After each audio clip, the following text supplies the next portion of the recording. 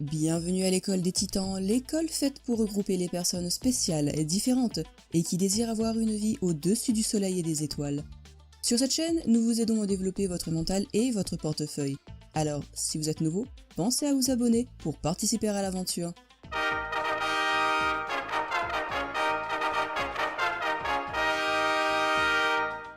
Ici votre pilote Océane qui vous parle aujourd'hui de l'éternelle question « L'argent fait-il le bonheur ?» C'est le plus beau jour de l'année! L'argent ne fait pas le bonheur, c'est une expression que nous avons tous entendue. Mais est-ce vraiment la vérité? Selon une étude menée à l'université de Princeton en 2010, les personnes avec un revenu de moins de 5 400 € par mois sont moins heureuses que les autres à cause de deux choses.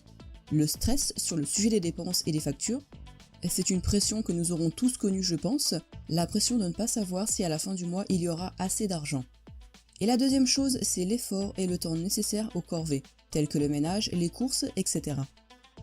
Quant aux personnes qui obtiennent 5 400 € par mois minimum, une étude d'un professeur de Harvard menée en 2017 nous dit qu'elles seront plus heureuses seulement si elles utilisent leur argent pour couvrir toutes leurs charges, mais aussi avoir des services externes pour gérer leurs corvées. Ce que nous pouvons donc dire, c'est que selon ces deux études, il vous faut pour être heureux avoir minimum 5 400 € de revenus par mois, mais également investir une partie de ces bénéfices sur des services qui vous feront gagner du temps sur votre quotidien.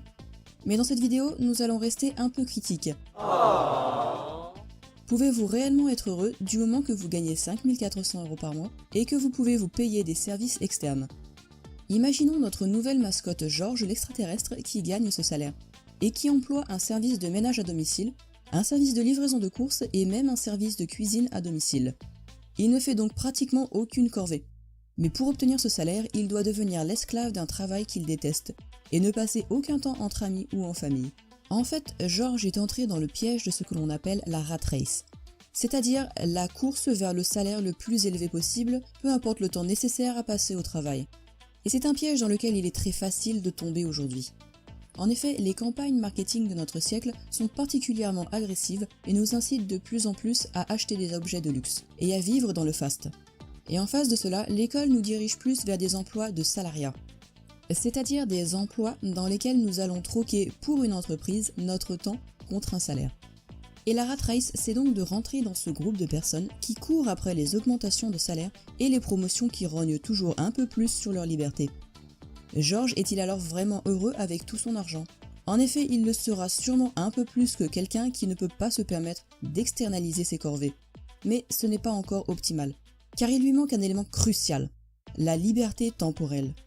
Soyons alors sympathiques et donnons à Georges de la liberté temporelle.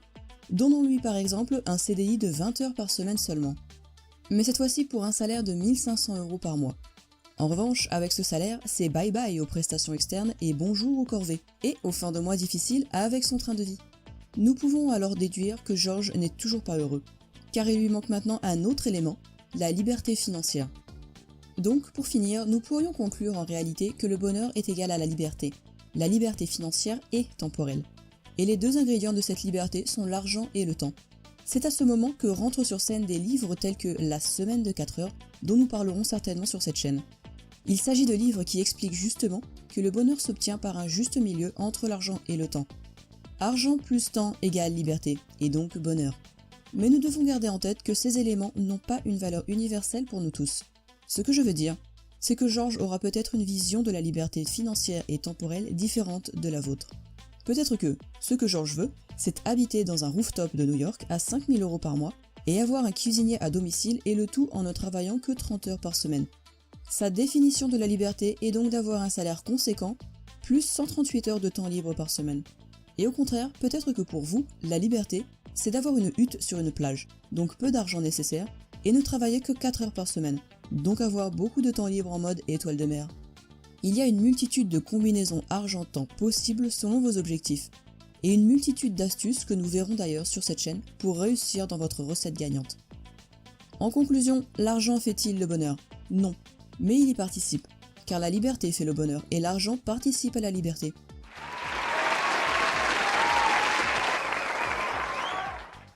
Je vous remercie d'avoir regardé cette vidéo, et je vous invite à la partager et à la commenter.